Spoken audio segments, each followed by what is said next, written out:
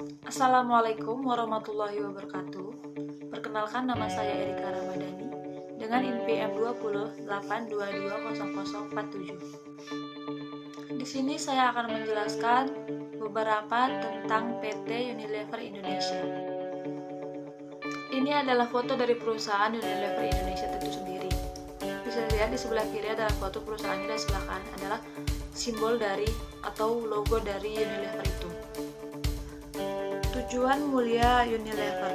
Unilever berupaya untuk menjadi perusahaan yang terpercaya dan bertanggung jawab terhadap masyarakat serta komunitas tempat mereka beroperasi sebagai bagian integral dari masyarakat, seperti meningkatkan kebersihan dan kesehatan, serta kepercayaan diri, memperdayakan petani kecil, memberikan akses kepada perempuan untuk berwirausaha, dan masih banyak lagi.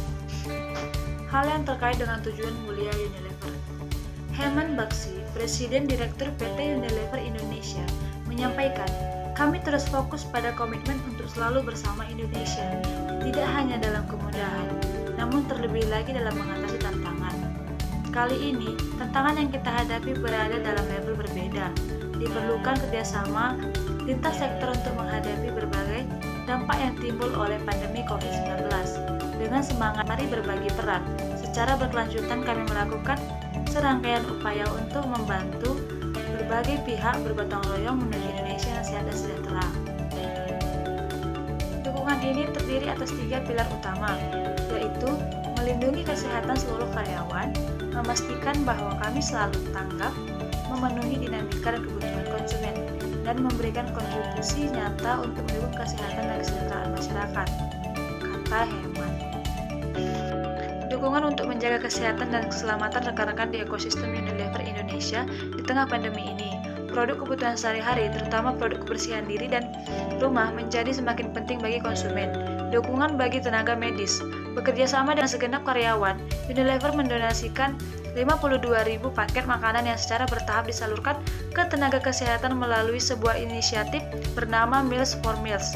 Mendonasikan 60.000 masker N95 kepada 8 rumah rujukan di bawah naungan Versi, serta melalui Dinas Kesehatan Kabupaten Bekasi dan Tangerang untuk diberikan kepada tenaga medis dan fasilitas kesehatan.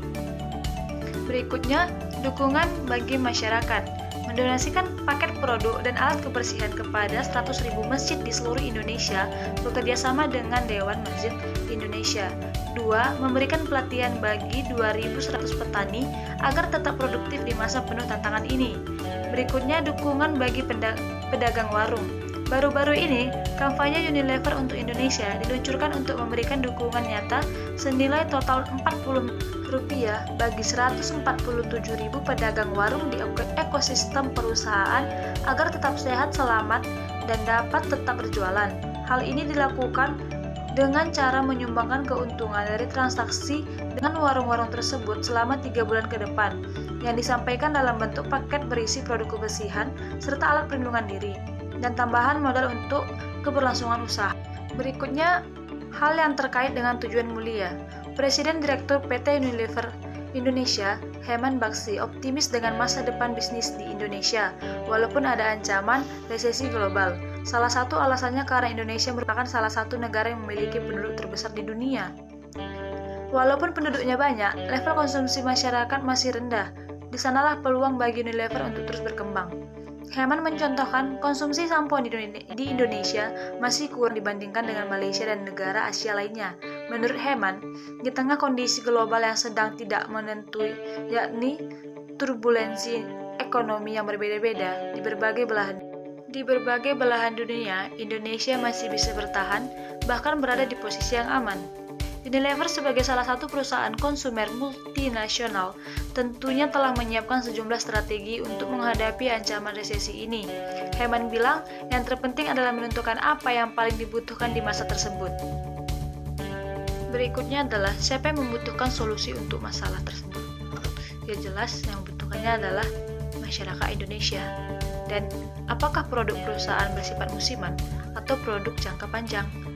Nah, untuk mewujudkan visi, Unilever telah berinvestasi dalam strategi untuk kategori dan merek jangka panjang yang menghasilkan kemajuan yang menguntungkan semua pemangku kepentingan.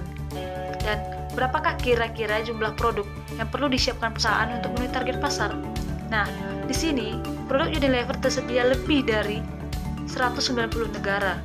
Produk Unilever digunakan oleh 2,5 miliar orang setiap harinya, dan omset Unilever pada tahun 2020 adalah sekitar 51 miliar dengan peningkatan 58%. Wow. Selanjutnya, apa keunggulan perusahaan sehingga dapat memenangkan persaingan di pasar?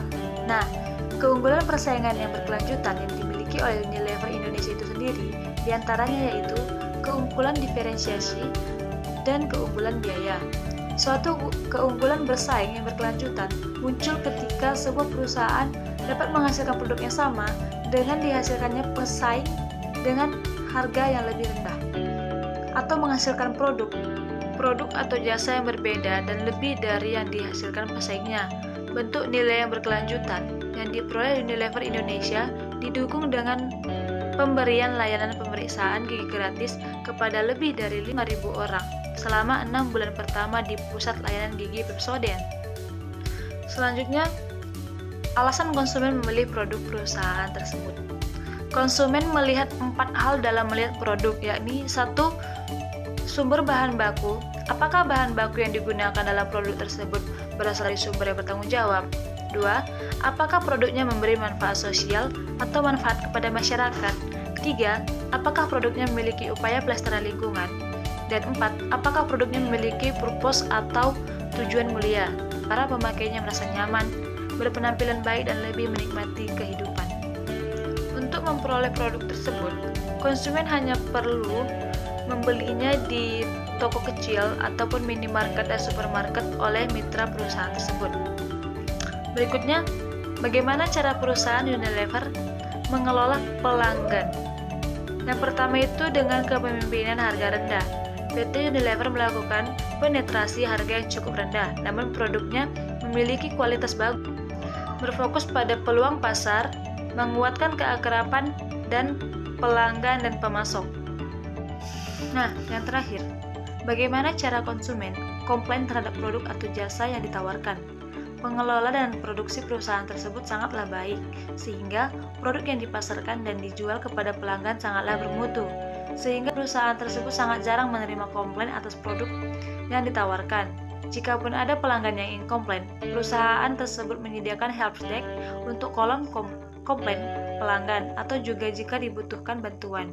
Dan perusahaan tersebut menyediakan call center di website resmi perusahaan tersebut. Terima kasih telah menonton video ini sampai akhir. Semoga ilmu yang saya sampaikan bermanfaat untuk kalian semua. Assalamualaikum warahmatullahi wabarakatuh.